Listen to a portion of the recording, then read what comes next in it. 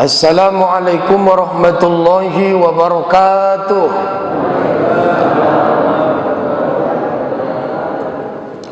Hamdan wa syukran lillah, salatan wa salaman ala rasulillah, la hawla wa la quwata illa billah. Bismillahilladzi la yadurru ma'asmihi syai'un fil ardi wala fis samai wa huwas samiul alim. Amma ba'du. Alhamdulillah, puji syukur hadirat Allah. Allahumma salli ala Sayyidina Muhammad wa ala ali Sayyidina Muhammad. Salawat dan salam kita ucap, kita perbanyak, kita hadiahkan ke ruh Rasulullah sallallahu alaihi wasallam. Mudah-mudahan salawat yang diperbanyak berbuah syafaat, insyaallah, amin ya rabbal alamin. Bapak Ibu jamaah solat subuh yang dimuliakan Allah, pagi ini tema kita rukun solat yang kelima, rukuk.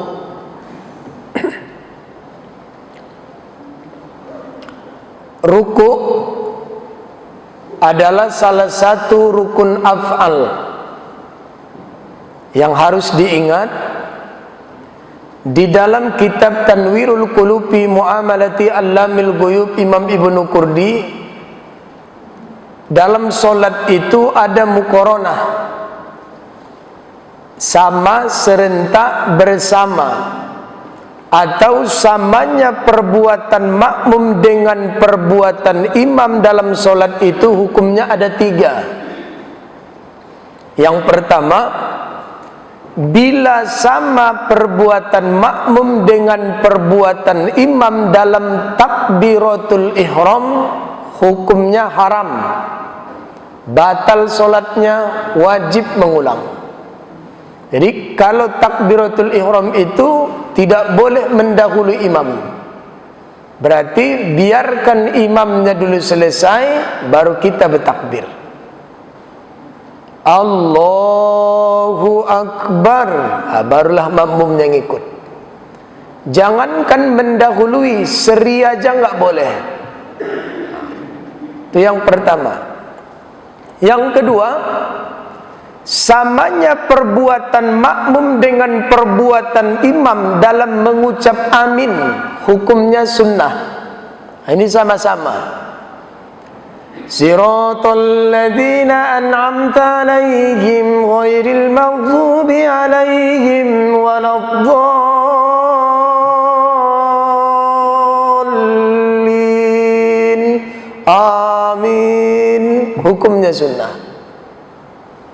Yang ketiga yang harus diingat dalam af'al, perbuatan, samanya perbuatan makmum dengan perbuatan imam dalam rukun af'al, hukumnya makruh. Sama-sama rukuk, sama-sama i'tidal, sama-sama sujud. Ini yang paling banyak ini. Imamnya ruku, ikut dia ruku. Imamnya i'tidal, ikut dia i'tidal. Imamnya ruku, Allah, ikut badannya nyusul. Padahal imamnya belum sempurna bertakbir intiqal.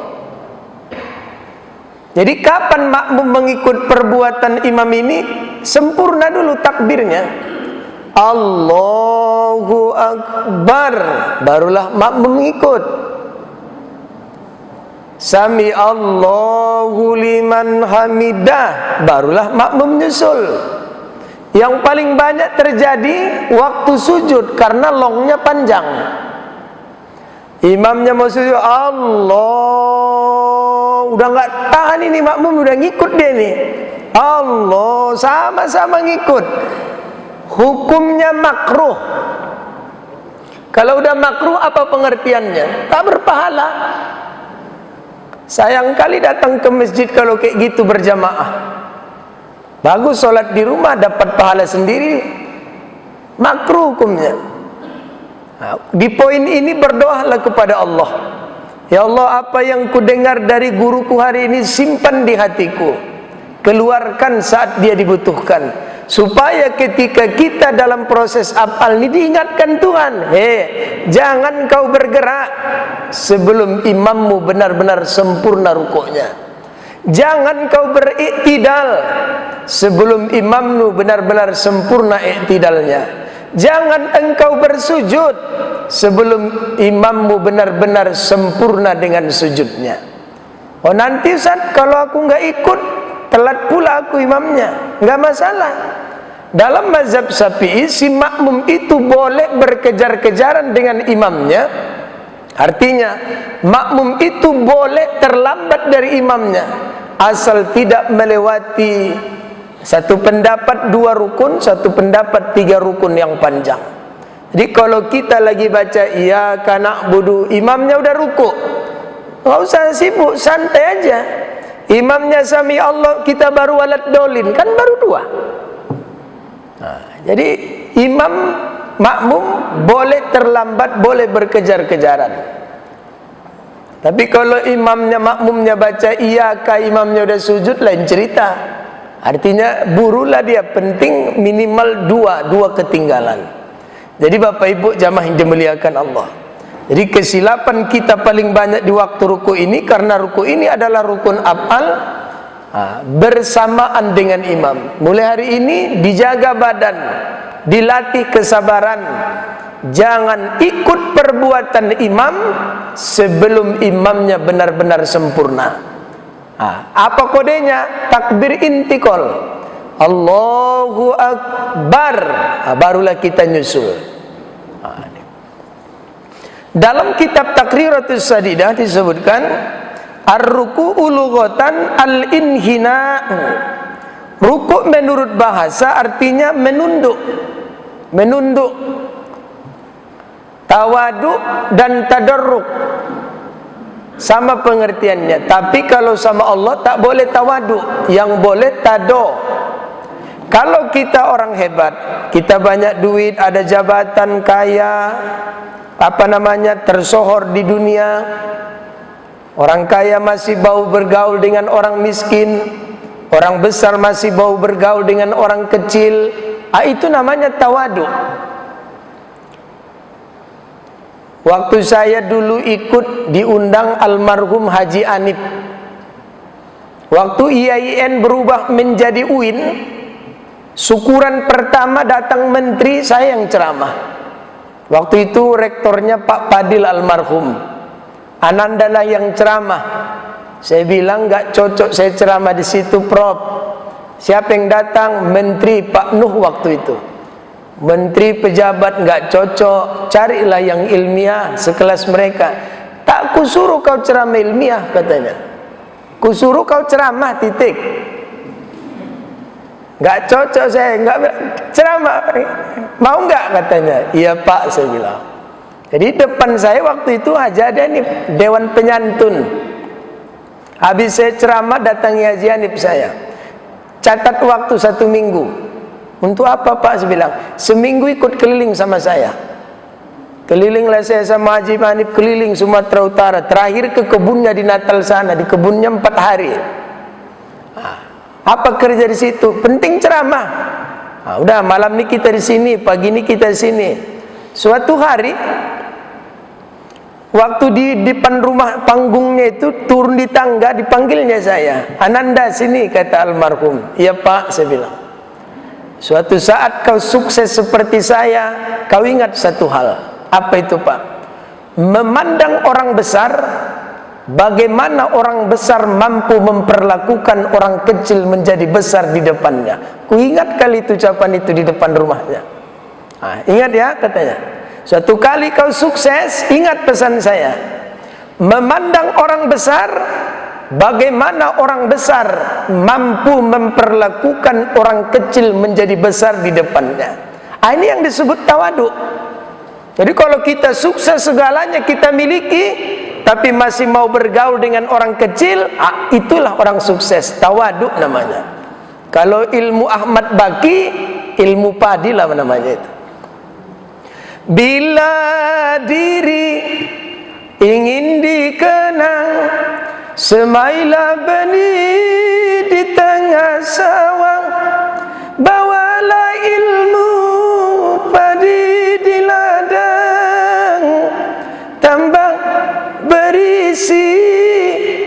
tunduk ke bawah.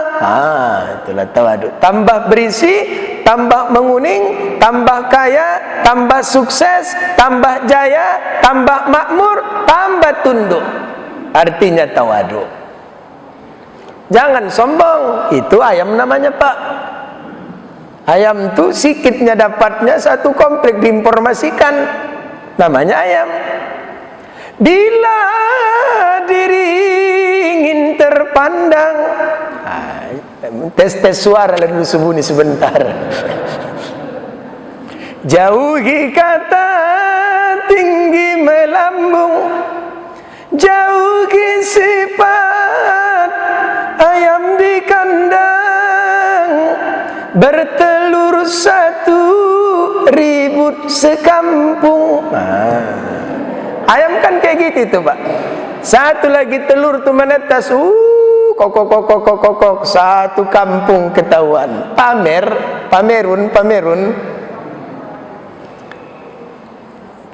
ya kan, Bu, mentang-mentang pakai baju baru 3 hari 3 malam keliling kampung gak ganti-ganti. Itulah ayam. Tapi penyu tak kayak ayam itu, Pak. Penyu 2 kali saya ceramahkan Bupati Pariaman. Sepanjang bibir pantai Pariaman itu banyak budidaya penyu, labi-labi, kura-kura. Penyu itu pun ada lagunya itu. Jauhi sifat mengaku pandai, angku dan sombong menepuk dada. Ingat petua penyu di pantai, telur beratus namun tak bangga. Ayam satu ribut, penyu sekali menetas, diambilnya sayapnya, dikipas-kipasnya itu telur yang banyak dengan pasir. Siapa bilang nggak dia punya? Punya segalanya, tapi tak suka promosi. Kau jangan cerita duit di depanku, nanti ku tunjukkan ATM-ku, kau bingung. Kau jangan cerita emas di depanku, nanti ku pakai kau pingsan. Apapun pemberian Tuhan itu ku terima sesuai dengan kuwarat bini bima qasam tali. Ya Allah, buat aku ridho dengan setiap pemberian yang kau berikan kepadaku. Tapi di balik harta yang ku miliki, ku bikin tanganku MLM, multi level marketing. Artinya mencari jaringan siapa yang layak dibantu dengan pemberian Tuhan ini. Itulah orang kaya yang baik. Itu makanya, Pak, Bu, menandai orang kaya betulan dengan sok-sok kaya paling mudah. Tengok waktu ambil duit di ATM. Kalau orang kaya betulan ngambil duit di ATM, nggak pala ditutup-tutupinya pinnya itu. Gini cara nekannya. Awak di belakang 8, 7. Itu orang kaya betulan. Kalau sok-sok kaya ngambil duit di ATM, masuk ke dalam telekungnya sekalian, Bu. Terakhir salah tekan kena blokir. Nah, tawaduk. Ingat sekali lagi, memandang orang besar, bagaimana orang besar mampu memperlakukan orang kecil menjadi besar di depannya. Seorang jenderal dipeluknya kopral, kayak mana lah perasaan kopral itu, Pak? Dan naik itu entah kemana-mana hatinya. Artinya jangankan kopral, kolonel aja tak berani bercakap sama jenderal. Ini kopral dipeluk, senang kali hatinya. Ayo sini lu foto sama gua. Senang kali dibikinnya 8x8 di depan rumahnya itu. Sangkan senangnya lah dia itu. Yang kedua ada namanya tadarruk. Salah satu target dari ruku ini bukan tawaduknya. Sama manusia namanya tawaduk, ke Allah namanya tadarruk. Apa itu tadarruk? Menghinakan diri. Kalau di hadapan manusia kita rendah hati, tapi kalau di hadapan Allah nggak boleh rendah hati, tapi rendah diri.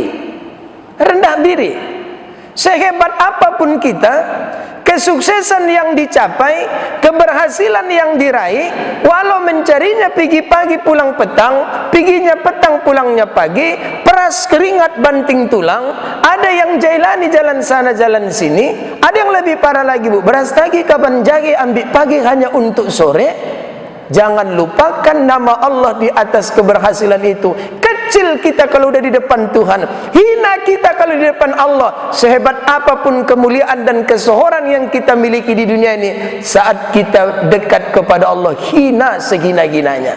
Kenapa? Karena Allah belum membuka aib kita. Alah kau, casing kau yang cantik, kata Allah, ku buka aib kau, tak keluar rumah kau lagi. Makanya ada pesan, apa pesan Nabi untuk kita? Dalam Tanbihul Ghafilin, Abu Sa'il Alais As-Samarqand, abghadul ibad ilallah, hamba Allah yang paling dia benci, in kana saubuhu, adalah orang yang bajunya khairun, lebih bagus, min amalihi, daripada amalnya. Manusia yang paling dibenci Allah di dunia ini salah satunya orang yang bajunya lebih cantik daripada amalnya. Ya Allah, aku membaca hadis ini ketakutan aku ceramah pakai baju cantik, Pak. Udahlah kayak gini aja lah baju kita keluar rumah. Aku pun pakai jas hari ini karena kedinginannya aku ini, takut aku biduran. Jadi Bapak jamaah dimuliakan Allah, hina. Jadi kalau udah datang ruku tuh hina. Jangan anggarkan apapun yang kita miliki. Depan manusia kita bisa hebat, kalau depan Allah nggak boleh hebat, dan takkan bisa hebat. Hina, hina. Maka ruku menurut bahasa artinya al-inhina, menghinakan, menghinakan diri. Nah, makanya hina dan mulia itu kan Allah yang bikin. Di kanan ada kelebihan, di kiri ada kekurangan. Kenapa kita punya kelebihan? Tapi jangan lupa kekurangan. Sehebat-hebat orang ada kekurangannya, sekurang-kurang orang ada kelebihannya. Maka Harun Ar-Rasyid dalam Fathul Alam ala Mursid Sadil Anam disebutkan, idza aqramar rahmanu abdan biizzatin, apabila Allah Subhanahu wa ta'ala ingin memuliakan hambanya dengan kemahaperkasaannya, fala yaqdirul makhluqa yauman yuhinu, maka sampai kapanpun enggak ada satu makhluk yang sanggup untuk merendahkannya. Jadi kalau Allah sudah mengangkat derajat seseorang, takkan ada yang sanggup untuk merendahkannya. Dan dikebalikannya, wa man kana maulahul azizu ahana, dan barang siapa yang Allah telah rendahkan harkat martabatnya, fala ahadun bil izzi yauma yu'inu, maka sampai kapanpun tidak akan ada satu orang yang sanggup untuk memuliakannya. Jadi artinya, siapa yang telah dimuliakan Tuhan, tak ada yang sanggup merendahkannya. Tapi siapa yang telah direndahkan Tuhan, tak ada yang sanggup untuk memuliakannya. Bapak, ibu, hadirin jamaah dimuliakan Allah. Jadi hakikat ruku itu adalah tadarruk, menghinakan. Wasar'an, adapun ruku menurut syariat, inhinaul musalli bila inhinasin bihaisu tanalu rahatahu rukbataihi, menundukkan badan bagi seseorang yang sholat sampai kedua telapak tangannya menyentuh lututnya. Jadi ruku itu menunduk dalam waktu-waktu dalam sholat sampai kedua tangannya mencengkram atau menyentuh lututnya.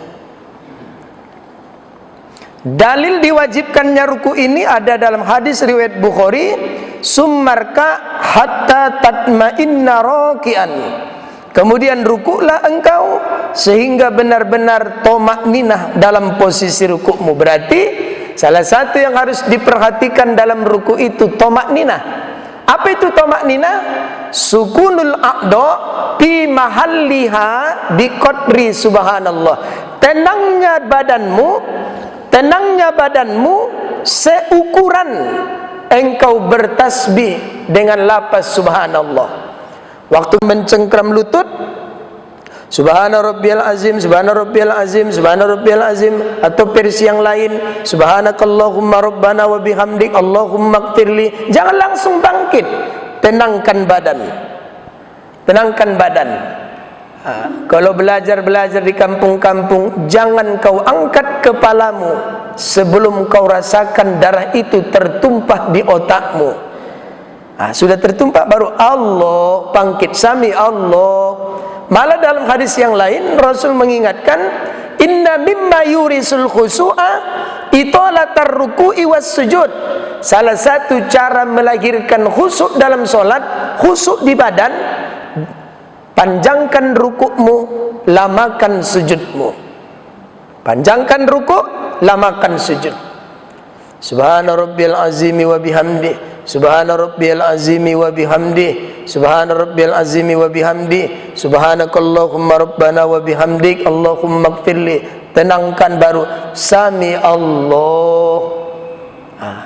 Jadi rukuk tu harus beserta tomakninah. Jadi hadis ini kenapa turun? Kenapa hadis ini turun? Dalam Syarah Sahih Muslim Imam Nawawi, ketika Nabi Muhammad melihat seorang sahabat yang solat, udah assalamualaikum, assalamualaikum, kata Nabi, ulang solatmu balik. Fa innaka lam tusalli, karena sesungguhnya kau belum solat. Diulangnya balik. Assalamualaikum, assalamualaikum, ulang balik. Diulangnya sampai 3 kali. Kali ketiganya dia datang kepada Rasul, ya Rasulullah, ajari aku, bimbing aku. Kenapa aku diulang solat sampai 3 kali? Di mana letak kesalahanku? Maka keluarlah hadis Nabi. Apabila engkau solat, bertakbirlah kau betul-betul.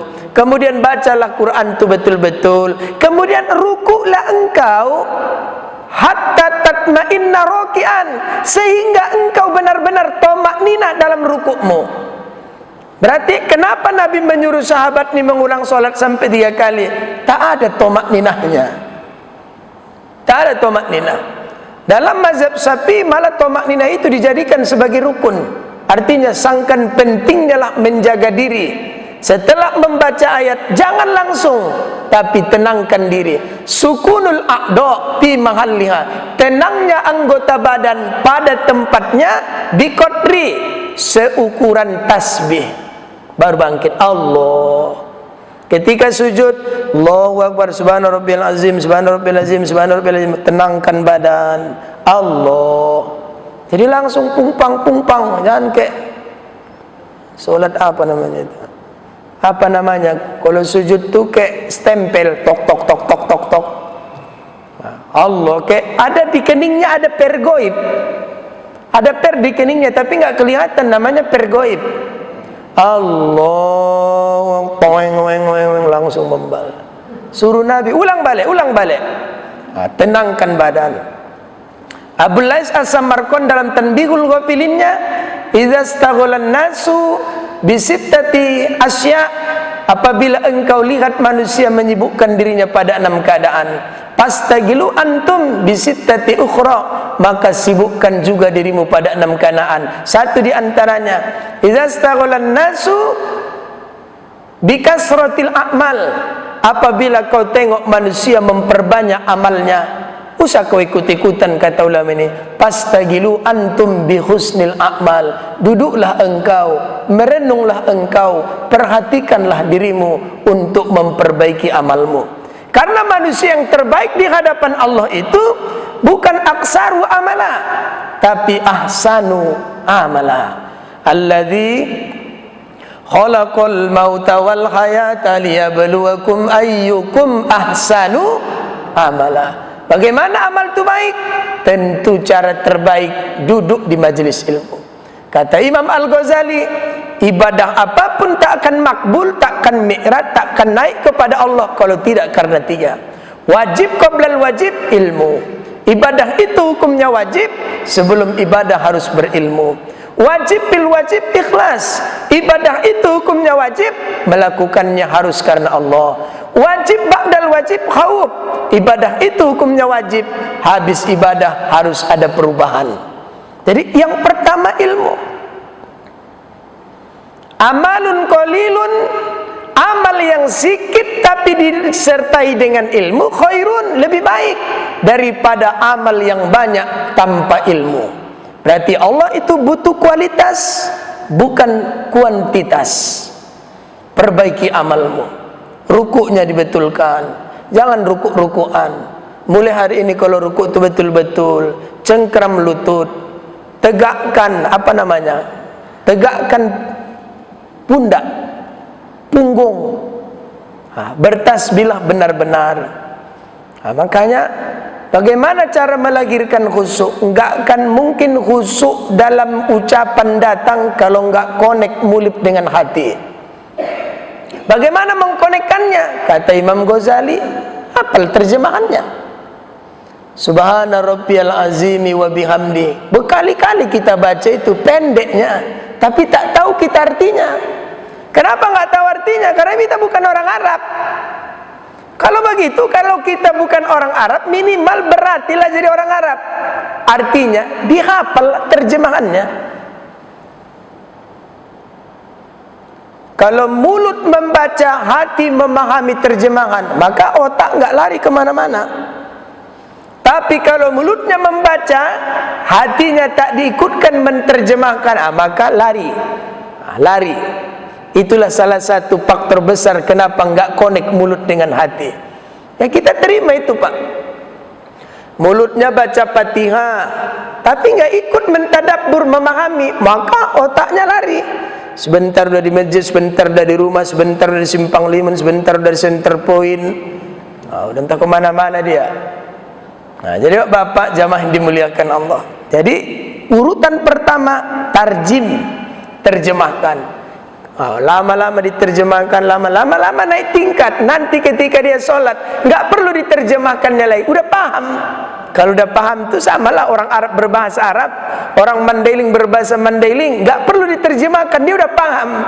Tentu sampai ke paham itu urutan pertamanya tarjim, terjemahkan. Kita kan yang hadir ini banyak, kita hafal Pak, orang Jawa hafal lagu Batak, Boru Pangguaran, tapi tak tahu di artinya itu, tapi hafal. Orang Medan hafal lagu India, tapi tak tahu di artinya, tapi hafal. Inilah kita orang Indonesia hafal Al-Fatihah, tapi tak tahu arti. Bagaimana Fatihah itu menjadi zuk? Nggak ada cara lain, hafal terjemahannya. Nggak ada cara lain. Udah dihafal terjemahannya, praktekkan satu-satu, dipraktekkan dalam sholat. Ketika mulut bilang Alhamdulillah, Alhamdulillahi Rabbil Alamin, hati memahami segala puji bagi Allah Tuhan pencipta semesta alam. Mulut dengan hatinya mulai connect, tapi belum connect karena masih menerjemahkan. Lambat laun, riado, latihan. Dimakan waktu, saat itu dia akan naik tingkat. Dia tidak lagi sholat menerjemahkan, tapi memahami. Kalau udah biasa. Sedangkan yang udah paham pun nanti lari-lari otaknya, apalagi nggak paham. Di trail rokat pertama aman, rokat kedua datang setan. Inilah yang disebut Nabi. Akan ada di akhir zaman manusia itu sholat hanya dapat pahala 1/3, 1/4, 1/5, 1/6, 1/7, 1/8, 1/10, sampai tak dapat apa-apa. Kenapa? Laisa lil abdi fi sholatihi illa ma aqala minha. Karena Allah hanya memberi pahala orang yang sholat tergantung tingkat sadarnya dia dengan ucapannya. Arti sadar itu apa? Khusyuk. Jadi kalau hilang, nggak dapat. Balik lagi, catat lagi. Hilang lagi, 0. Balik lagi. Makanya pahalanya nggak pernah sempurna. 1/3, 1/4, 1/5, 1/6, 1/10. Yang paling parah 0. Memang riadoh, latihan. Kemudian syarat-syarat suruku. 1, ayyasiha ma qablahu minal arkan, harus sah rukun sebelumnya yaitu Fatihah. Secara singkat, syarat membaca Al-Fatihah itu sudah kita jelaskan, ada 8. Pertama, tertib lapas-lapasnya. Alhamdulillah, Ar-Rahman, Malik, Iyakana, Ihdina, Siroto. Jangan suka-sukanya aja. Bismillahirrahmanirrahim. Alhamdulillahirabbil alamin. Siratal ladzina an'amta 'alaihim, ihdinas siratal mustaqim, maliki yaumiddin, iyyaka na'budu. Itu batalat salatuhu, batal salatnya. 2, berturut-turut mualat.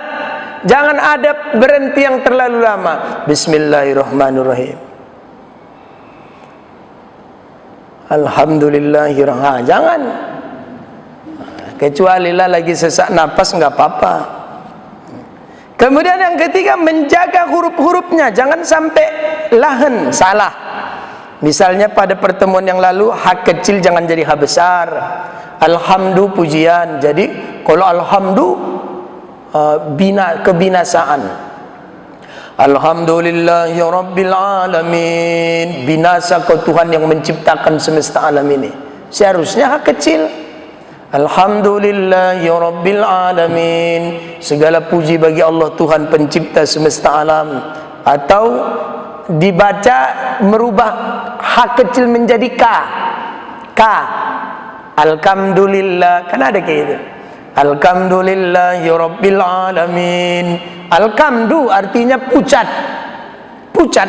Alhamdulillah, pucat Allah yang menciptakan alam ini. Mak bisa pula Tuhan pucat. Nah, jadi bapak-bapak jamaah yang dimuliakan Allah, alamin itu kan ain. Kalau alamin alam,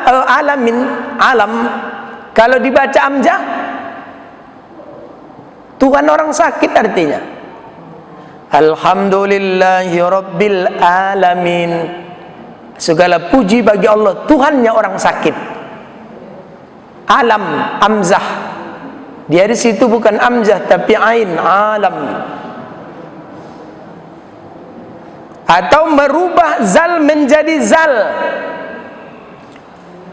Siratal ladzi, gigi lidah, ladzi. Siratal ladzina nanti dirubahnya zal menjadi zal, DZ menjadi Z, Zakaria. Siratal lazi, siratal ladzina an'amna. Dalam kitab Nihayatul Zain Syekh Nawawi, siapa yang merubah huruf zal menjadi zal, batalat salatuhu, batal salatnya. Nah, itu dia.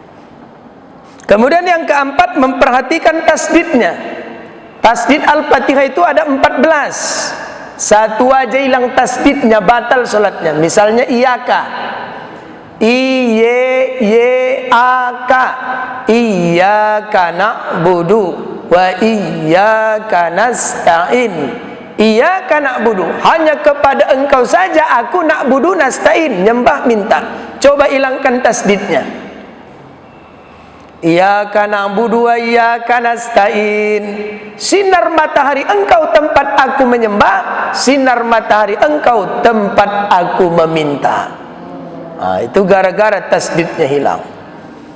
Sini kan banyak qori, banyak hafiz. Bapak jangan malu. Jangan malu, Pak. Ibu jangan malu, jangan mau menikahkan anak aja ibu nyanyi di Sony musik dulu biar jangan pitch control nanti waktu nyanyi.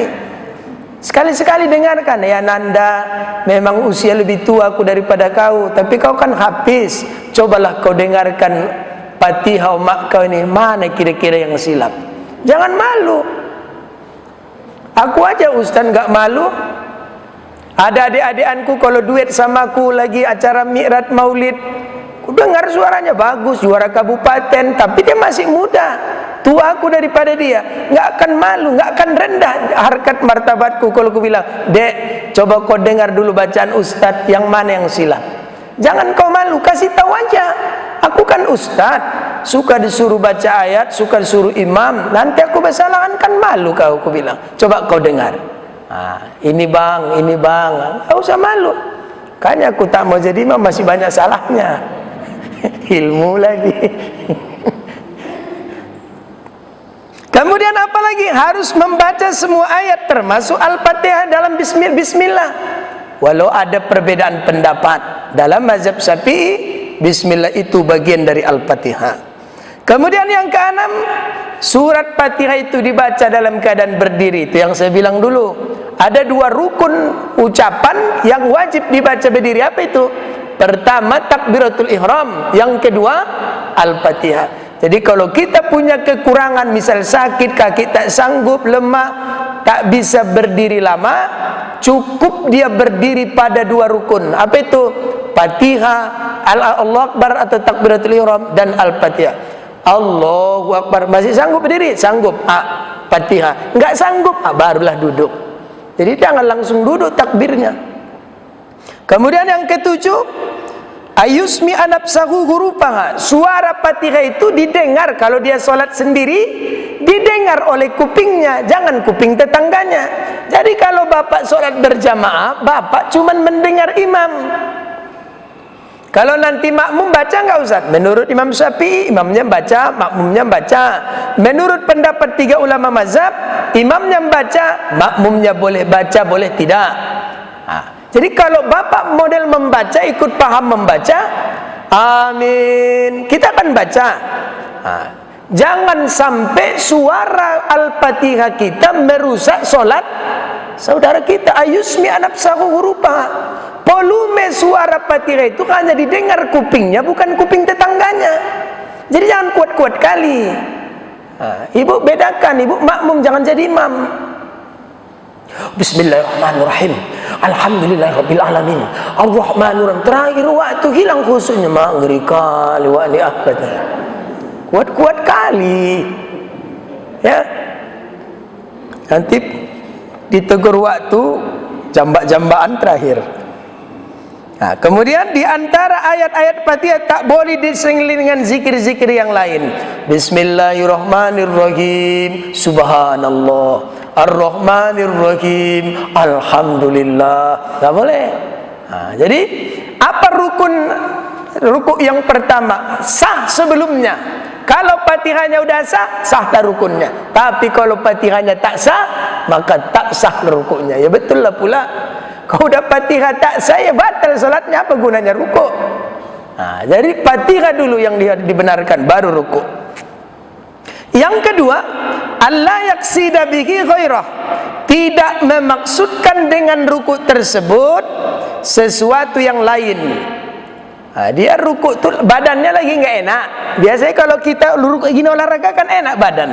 Jadi dimaksudkannya, cepatlah rukuk ini, lama kali pun imamnya. Ketika dia rukuk, dilama-lamakannya bukan karena tomak ninanya, tapi supaya badannya enak. Berarti niatnya salah. Berarti rukuk tuh bukan untuk Allah, tapi untuk badannya. Maka tidak sah rukuknya. Kecuali dia tetap meniatkan bahwa rukuk itu bagian dari solat, tapi sambil rukuk dapat padilahnya, enak punggungnya. Enak punggungnya. Tapi kalau diniatkannya, dilamakannya rukuk itu biar enak punggungnya karena pegal itu tadi, berarti bukan karena rukuk salat. Maka solatnya tidak sah, rukuknya tidak sah. Kenapa? Ada niat selain al-ina tadi, rukuk dalam tadarruk tadi. Kemudian yang ketiga, ayat ma'inna fihi, harus tomak ninah. Betulkan tomak ninah itu. Setiap apapun perbuatan, usahakan tomak ninah. Ruku, subhana rabbiyal azim wa bihamdi, dah tenangkan. Sami Allahu liman, sujud pun begitu. Jadi usahakan jadikan tomak ninah itu sebagai bagian dari solat kita.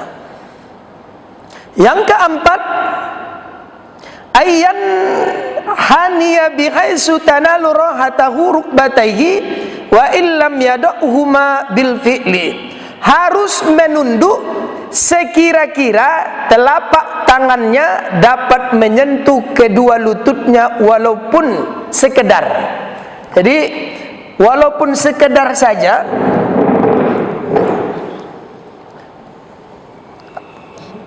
Jadi sekedar saja, sekiranya gini aja pun tangannya kena, udah oke tuh.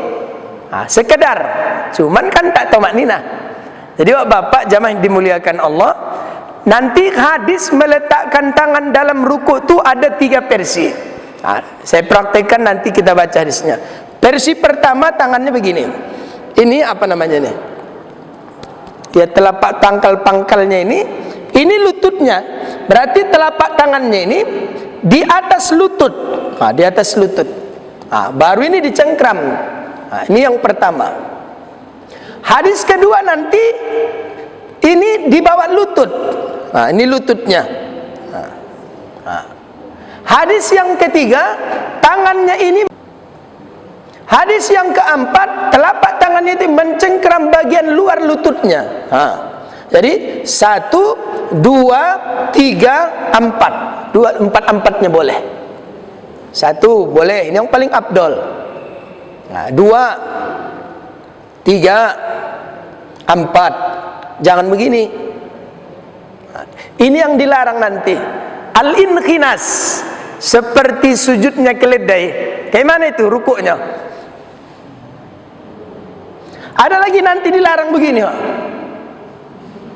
Jadi bapak meletakkan tangan dalam solat itu hadisnya 4. 1, 2, 3, 4. Jangan begini.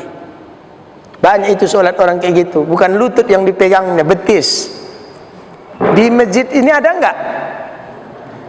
Tengoklah CCTV. Kurasa ada lah. Tengok aja CCTV ada enggak di dalam. Nanti katanya fitnah. Nah, jadi bapak jamaah yang dimuliakan Allah, yang kelima, ayyakuna bi ghairi inkhinasin, tidak boleh dengan cara inkhinas. Kayak mana inkhinas itu? Inkhinas itu ayyu ta'ti'a azizatahu wa yarfa'a ra'sahu wa yuqaddima sadrahu, merendahkan pantat, kemudian mengangkat kepala, memajukan dada. Itu yang kemarin tadi, yang naik kepalanya ke atas tadi itu. Itu dalilnya kuat. Kata Nabi Rasulullah bersabda dalam hadis riwayat Daruqutni dan Baihaqi, nah yuzabbah ar-rajulu fis salati kama yuzabbahul himar. Nabi melarang seseorang itu yuzabbih dalam salat sebagaimana yuzabbihnya himar. Kayak mana itu? Menundukkan kepalanya pada waktu ruku sebagaimana menundukkan keledai. Jadi bapak jamaah yang dimuliakan Allah, lurus, jangan nungkik. Ada yang gini kepalanya naik, ada nungkik gini, sangkan hebatnya nungkik kepala itu. Ada orang sholat kayak gitu, ada. Saya sering lihat orang sholat kayak gitu. Jadi nungkik. Karena yang dipegangnya ininya. Tapi kalau ini yang dipegangnya, mana mungkin nungkik badannya itu. Payahlah nungkik. Nah, jadi jangan begini. Atau kayak gini tadi. Perempuan ada sholat kayak gitu nungkik, Bu. Tengok-tengoklah kawan ibu. Kalau enggak tengok CCTV. Jadi bapak jamaah yang dimuliakan Allah. Nah kan, marah dia kan. Jangan bilang-bilang lah Ustaz katanya. Nah. Kemudian sunnah-sunnah dalam ruku'. Pertama, meratakan punggung dan pundak seukuran 90 derajat. Ya Nabi itu kana idza raka'a law ju'ila ala zuhrihi qadhan ma'in la tastaqarra min i'tidalihi. Nabi itu kalau dalam posisi ruku, jika diletakkan di punggungnya secangkir air, air itu tak tumpah karena ratanya punggungnya. Kenapa air itu tumpah? Entah kepala tinggi atau kepala terlalu rendah, lah rata. Ya rata-rata kita lah. Apalagi udah tua-tua kan payah. Tapi jangan pula sholatnya, ada lagi sholatnya tak ada tomak ninahnya. Nah, ini agak lasak ini pagi ini nih. Ya, enggak ada temannya. Allah, Sami Allah liman hamidah. Awak nengok kan ada kayak gitu. Tak ada semangatnya. Allahu Akbar. Belum lagi punggungnya rata, baru kena Sami Allah liman hamidah. Ada kayak gitu, ada. Di masjid ini ada. Orang pernah ku tengok. Yang mana itu udah lupa korang.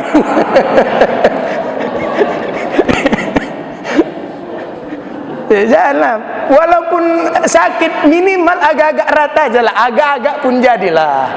Dan kayak gitu kali. Jadi bapak ibu-ibu hadirin jamaah dimuliakan Allah, meluruskan kaki, merentangkannya seukuran sejengkal. Sebenarnya tak ada nas tekstual berapa sebenarnya jarak kaki ke kaki. Ada yang bilang sejengkal, ada pendapat 2 jengkal, ada yang bilang seukuran ininya. Di kadarnya lah seukuran ininya. Berarti ya kan 2 jengkal juga kan. Jangan lebar kali kaki, 1-2 jengkal setengah. Udah 2 jengkal tambah setengah lagi, segini jadinya. Habis sap. Pas ini berapa ini lebarnya ini? 1 keramik ini berapa lebarnya ini? 50, 60 kakinya. Terakhir pas lah, semana ukuran keramiknya segitulah ukuran orangnya. Ya, jadi jangan lebar kali. Jadi kalau mau standar dia harus kena tumit mata kaki dengan mata kaki, tumit dengan kan bisa, bahu dengan bahu bisa, tapi kan nggak mesti lebar. Ada pendapat 1, 2, yang agak lebar itu yang wallahu alam. Kalau ikut panduan ini kurusnya dia. Maunya kalau badannya segini lakinya, tapi kakinya segini juga. Ada sholat kayak gitu? Ada.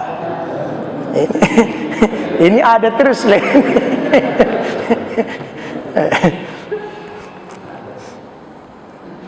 Ada masjid yang udah dibikin ambalnya.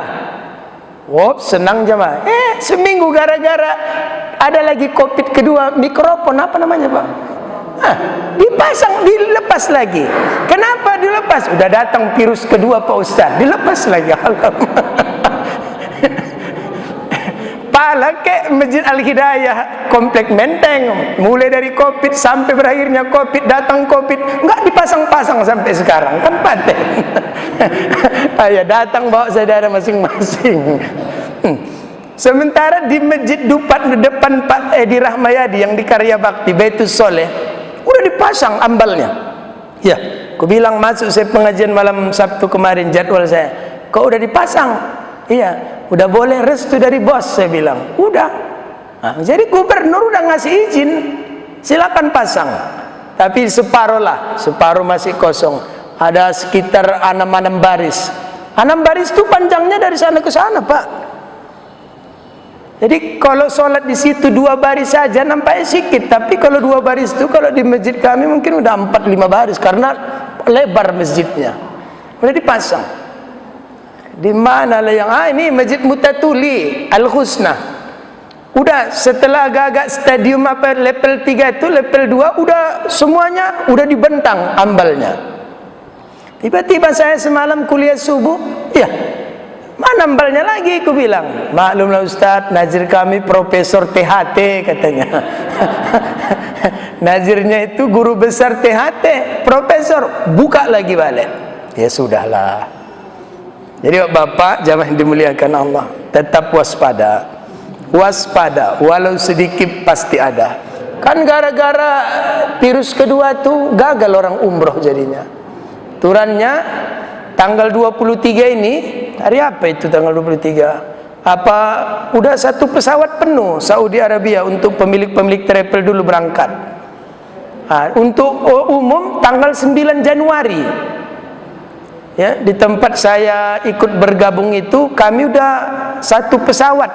1 pesawat tanggal 9 Januari itu jemaah kita semuanya udah bayar, udah oke. Visanya udah diurus semua.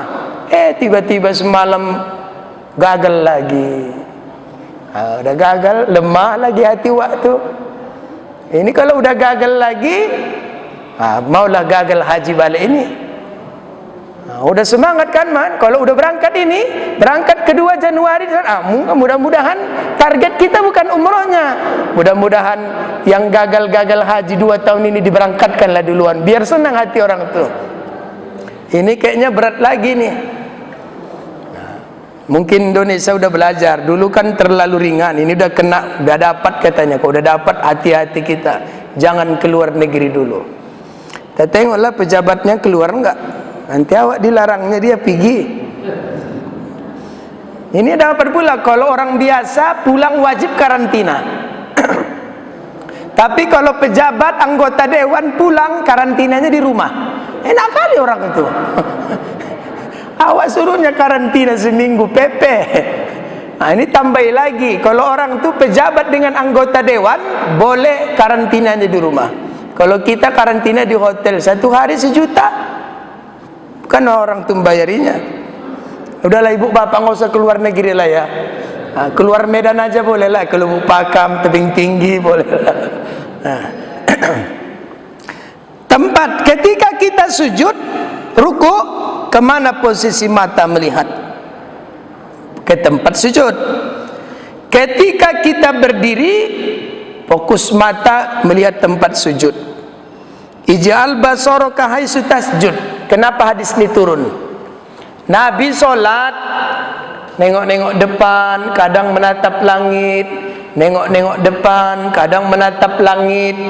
Ditegur Allah, turunlah ayat qad aflahal mu'minun, sungguh beruntung orang mukmin, alladzina hum fi salatihim khashin, yang mereka mampu khusyuk dalam solat mereka. Malu Nabi beranggapan berarti solat nengok-nengok ke langit ke depan bukan bagian dari khusyuk. Dengan turunnya ayat ini, maka Nabi pun menjatuhkan kepalanya, maka pusat konsentrasi matanya melihat tempat sujud. Maka Nabi berpesan untuk kita, saat kita berdiri, ij'al basaraka haitsu tasjud, jadikanlah tempat sujudmu itu sebagai arah pandangan matamu. Waktu kita sujud, ruku, kemana matanya? Memang 2 versi, sujud dan melihat mata kaki. Kita lihat tempat sujud ajalah yang populer. Waktu kita duduk, kemana matanya? Melihat di antara 2 paha.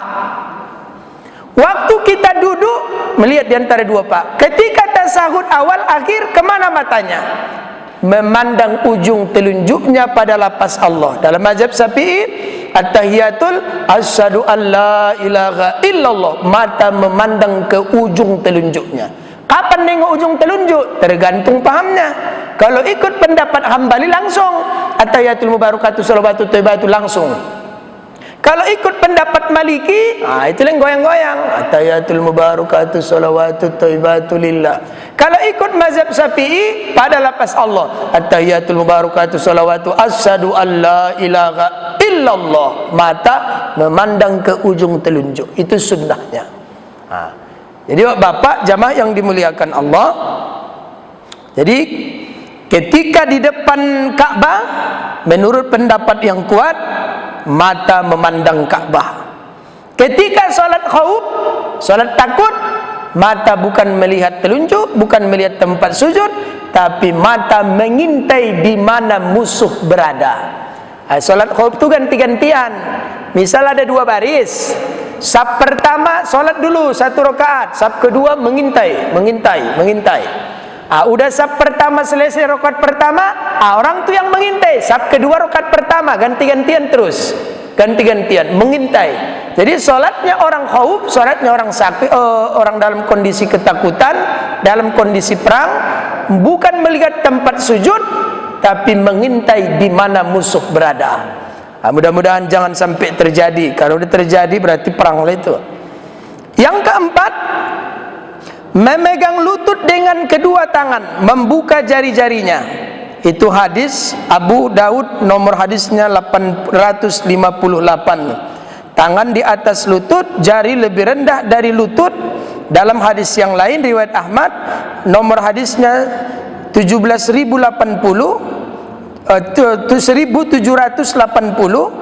jari tangan memegang bagian belakang lutut. Di hadis lain, jari tangan memegang bagian dalam lutut. Jadi ada megang lutut, ada di bawah lutut, ada ke belakang lutut, ada bagian dalam lutut. Mana yang nyaman? Yang paling afdol mencengkram. Itu yang paling afdol. Cuman kan enggak semuanya itu, Pak. Biasanya orang yang tinggi badannya payah itu. Kecuali dengan syarat direnggangkannya kakinya sedikit. Kalau cuman sejengkal dibuatnya payah dia untuk, jadi harus caranya direnggangkannya. Kayak mana kita bisalah. Pertama 4 hadis itu sama-sama kuat, tapi kita nggak boleh pungkiri 4 hadis itu yang lebih kuat nilainya adalah mencengkram, memegang lutut tadi. Jadi bapak jamaah yang dimuliakan Allah, apa perbedaan rukuk laki-laki dengan perempuan? Perbedaannya hanya merapat ke lambung atau tidak. Kalau perempuan merapat ke lambungnya, kalau laki-laki agak renggang dari lambungnya. Nah, bapak-bapak jamaah yang dimuliakan Allah, yang kelima, menghadapkan jari-jari tangan ke kiblat sekedar. Kakinya juga menghadap kiblat, semuanya menghadap kiblat, itu hukumnya sunnah. Kemudian membaca zikir pada waktu ruku yang populer, Subhana rabbiyal azimi wa bihamdi. Itu hadis diriwayatkan dari Uqbah bin Amir tatkala Allah berfirman dalam surah Al-Waqiah ayat 74. Fasabbih bismi rabbikal azim. Maka bertasbihlah dengan menyebut nama Tuhanmu yang Maha Agung. Maka jadikan kamulah bacaan itu sebagai bacaan rukukmu. Jadi Bapak, ketika turun ayat yang lain, Sabbihisma rabbikal a'la, nah, itu dalam surah Al-A'la ayat 1, maka dengan turunnya ayat itu jadikanlah bacaan sujudmu. Jadi bacaan ruku' Subhana rabbiyal azimi itu dalilnya dari surah Al-Waqiah. Bacaan sujud Subhana rabbiyal a'la itu dalilnya dalam surah Al-A'la ayat pertama.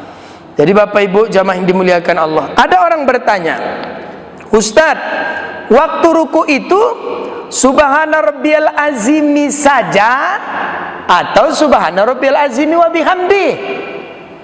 Ada orang tak mau menambahi wa bihamdi karena memang dalilnya yang pertama Subhana rabbiyal azim, Subhana rabbiyal azim, Subhana rabbiyal azim tanpa lapas wa bihamdi. Jadi wa bihamdi itu datangnya dari mana? Menurut fatwa ulama Banten Syekh Nawawi Al-Bantani, wa yusannu fir ruku'i qaulu subhana rabbiyal azim li'itba'i.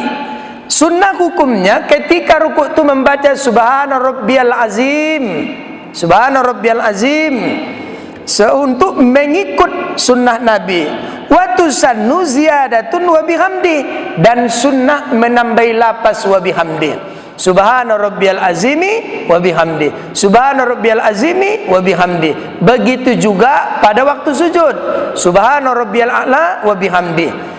Hadis yang menambahi lapas wa bihamdi itu diriwayatkan oleh 5 sahabat Nabi. Siapa yang meriwayatkan itu? Pertama Uqbah bin Abu Amir dalam hadis yang diriwayatkan Imam Abu Daud. Yang kedua Imam Ibnu Mas'ud yang diriwayatkan Imam Daruqutni. Yang ketiga Gubernur Yaman namanya Huzaifah Al-Yamani, diriwayatkan oleh Daruqutni. Kemudian yang keempat Imam Malik Al-As'ari yang diriwayatkan Imam Ahmad dan Daruqutni. Dan yang terakhir Abu Juhaifah yang diriwayatkan oleh Imam Hakim. Setelah diteliti oleh ulama hadis, memang hadis-hadis yang diriwayatkan sahabat-sahabat yang 5 itu nilainya lemah, doib, lemah. Tapi bila satu hadis lemah didukung satu hadis lemah, didukung satu hadis lemah, didukung satu hadis lemah, dalam kaidah ilmu hadis ada istilah hadhihi turuq tata'adupu fayuraddu biha hadzal inkar.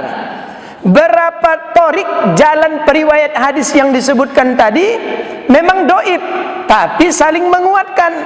Karena bila hadis doib dikuatkan dengan hadis doib, dikuatkan dengan hadis doib, maka naik statusnya menjadi hasan li ghairi, hasan li ghairi. Maka ditanya lagi, apa status hasan li ghairi?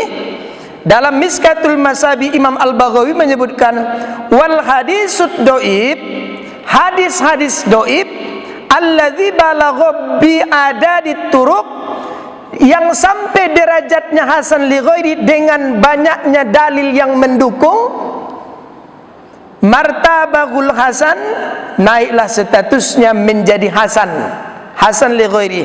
Aidan mujma'an, sepakat ulama secara ijma' boleh dijadikan sebagai hujjah, dalil atau argumen hukum. Nah, jadi kalau ada yang bilang, aku kalau sujud, kalau ruku, subhana rabbiyal azimi wa bihamdi, subhana rabbiyal azim saja tanpa wa bihamdi, subhana rabbiyal azim, subhana rabbiyal azim, atau subhana rabbiyal a'la, subhana rabbiyal. Aku kalau sujud ruku ku tambah wa bihamdi, Subhana rabbiyal azimi wa bihamdi, subhana rabbiyal azimi wa bihamdi, subhana rabbiyal azimi wa bihamdi. Tapi hadisnya dhaif.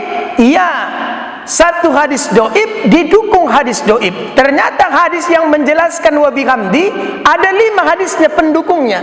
Dhaif ditambah dhaif ditambah dhaif ditambah dhaif ditambah dhaif, naik derajatnya, bukan dhaif lagi, menjadi hasan li ghairi. Apa kesepakatan ulama hadis? Hadis yang martabahnya sampai kepada hasan li ghairi boleh dijadikan dalil, hujjah dan argumen hukum. Maka menambahi lafaz wa bihamdi tak perlu diragukan, sepakat ulama hadis, boleh dijadikan dan diamalkan. Jadi subhana rabbiyal azim wa bihamdi, subhana rabbiyal azim wa bihamdi, subhana rabbiyal azim wa bihamdi. Jadi jangan bertengkar-tengkar gara-gara wa bihamdi tak wa bihamdi. Jadi Bapak Ibu hadirin jamaah yang dimuliakan Allah, dan itu sesuai perintah Allah. Dalam surah An-Nasr itu, fasabbih bihamdi rabbika wastaghfir, bertasbih, bertahmid dan istighfar. Maka ruku dan sujud boleh ditambahi istighfar.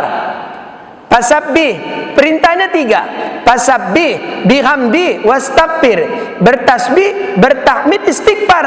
Kalau ada ucapan yang sebelahnya lagi, subhanakallahumma rabbana, tasbih, wa bihamdik, tahmid, allahumma ighfirli, istighfar.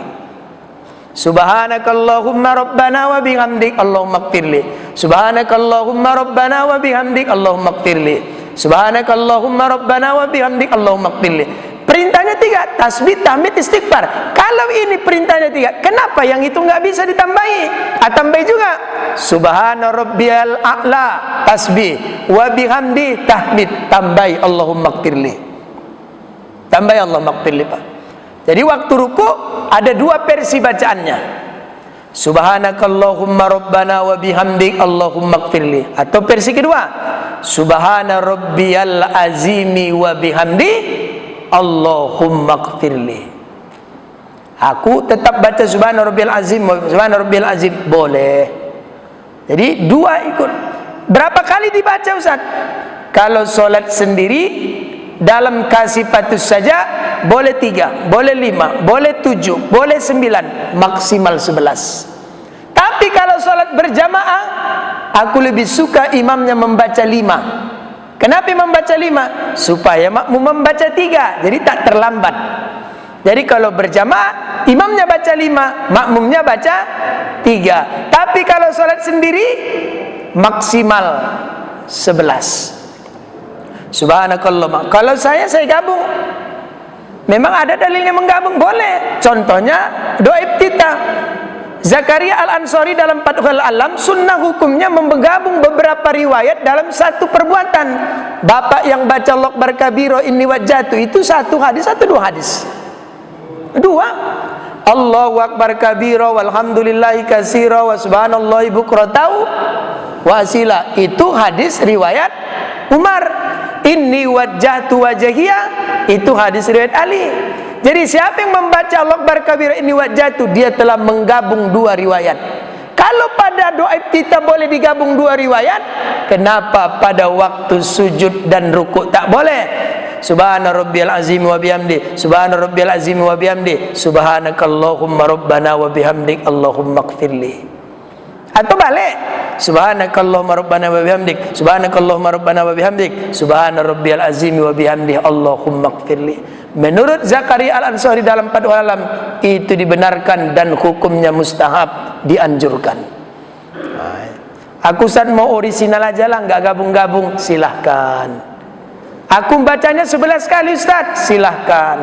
Aku 5 kali aja, boleh. Aku sekali aja Ustaz, keterlaluan. Parahlah itu sekali pula. Oke, Bapak-bapak jamaah yang dimuliakan Allah. Kemudian terakhir, ini problem, ini penutup. Jika ada imam membaca ayat sajadah, berarti ini subuh Jumat, imamnya membaca ayat sajadah, kemudian langsung ruku. Jadi imamnya baca ayat sajadah tapi nggak sujud, rukuknya dia. Allahu Akbar, rukuk nggak sujud. Si makmum di belakang karena pengertian dia kalau udah baca ayat sajadah pasti sujud. Imamnya rukuk dia langsung sujud. Rupanya imamnya nggak sujud, rukuk dia. Kayak mana itu? Apakah sah solat makmumnya karena langsung sujud? Maka dalam hal ini menurut Imam Ibnu Hajar, berarti kalau cerita Paiki Al-Khaitami, dan menurut Imam Syekh Zakaria Al-Ansari, termasuk menurut pendapat Jamaluddin Romli, Imam Khotib As-Sirbani dalam kitab Mughninya, kalau imamnya membaca ayat sajadah dia tak sujud, rukuk dia, kebetulan udah biasa makmumnya langsung sujud, maka apa yang dilakukannya? Ketika itulah baru sadar dia, makmumnya bilang Sami Allahu liman hamidah, berarti imamnya nggak sujud. Apa yang dilakukan oleh makmum? Dia tidak boleh langsung berdiri sebagaimana berdirinya imam, tapi yang dilakukannya berdiri dia ke atas, kemudian rukuk dia balik, baru iktidal. Nah, ulang sekali lagi. Ada imamnya membaca ayat sajadah. Kebiasaannya kan kalau udah baca ayat sajadah sujud. Ini imamnya nggak sujud, rukuk dia. Allahu Akbar, rukuk. Makmumnya keterusan sujud. Kapan makmumnya tahu kalau imamnya ini nggak sujud? Sami Allah. Turunnya kan bacanya Allah Akbar. Ini Sami Allah, ya. Berarti imamnya bukan sujud, rukuk. Apa yang dilakukan si makmum? Apakah dia ikut saja sama imam? Tidak. Yang dilakukan makmum, dia takbir sampai berdiri tegak. Setelah itu rukuk lagi, baru Sami Allah. Itu yang harus dilakukan. Bila imamnya baca sajadah tapi tidak sujud. Jadi bangkit dia ke atas, Allahu Akbar, berdiri tegak. Setelah itu rukuk, Sami Allah lagi, baru ikut perbuatan imam. Nah itu. Tapi kurasa jaranglah terjadi. Pernah nggak terjadi kayak gitu? Hah? Belum ya? Mana tahu terjadi. Mudah-mudahan jangan terjadi ya. Mana tahu terjadi. Jadi diantara sekian banyak problem, kayaknya itu yang paling apa. Jadi Bapak jamaah yang dimuliakan Allah, terakhir penutup, jika seorang makmum mendapatkan imam dalam posisi ruku, maka ia telah mendapat 1 rakaat dan hukum solatnya sah menurut pendapat yang kuat dalam mazhab Syafi'i dengan 4 syarat. 4 syarat. Apa itu? Pertama, dia harus takbiratul ihram dulu. Jadi jangan Bapak langsung ruku, takbir dulu pertamanya. Masbuk ceritanya ini. Oh, ditengok imamnya sedang ruku, kita kan langsung ruku, jangan. Syarat dia dapat sempurna apa? Takbir dulu ya, Allahu Akbar. Kemudian setelah itu harus berdiri, dalam keadaan berdiri. Berdiri dulu baru takbir. Kemudian setelah itu dia baru ruku bersama imamnya. Harus dapat dia tomak ninahnya. Kalau umpama dipaksa berdiri, gitu ruku imamnya udah berdiri, itu tak termasuk karena tak dapat tomak ninah imam. Jadi kapan dia? Itu ditengoknya imamnya sedang ruku, masuk dia takbir, Allahu Akbar, Allahu Akbar.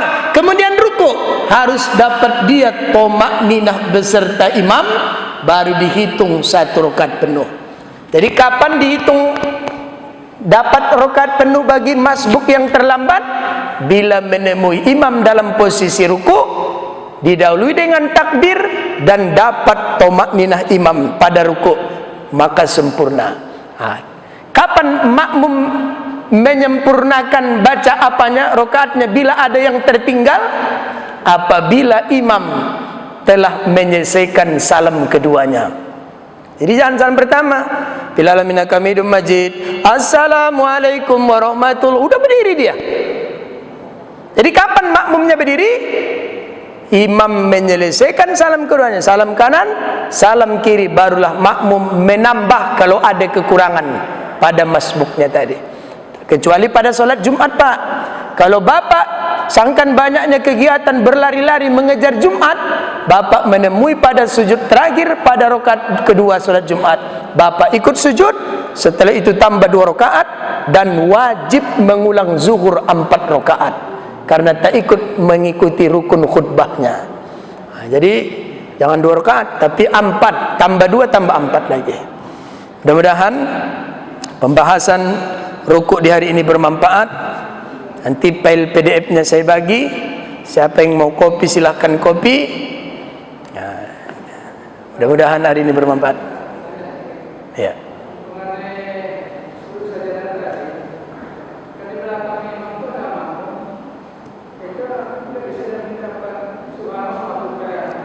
Enggak, karena itu kan sunnah. Kalau sunnah tak usah ditegur.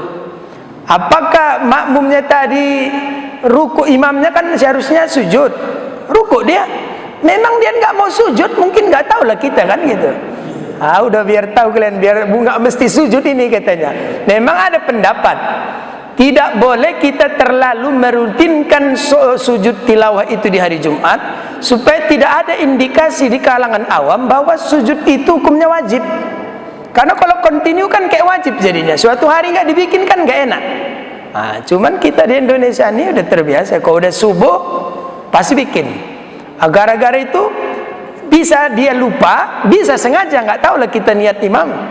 Tiba-tiba, ruku, subhanallah, nggak perlu. Ya udah ikut aja Pak, ruku, karena sujud hukumnya sunnah. Kalau yang sunnah nggak usah ditegur.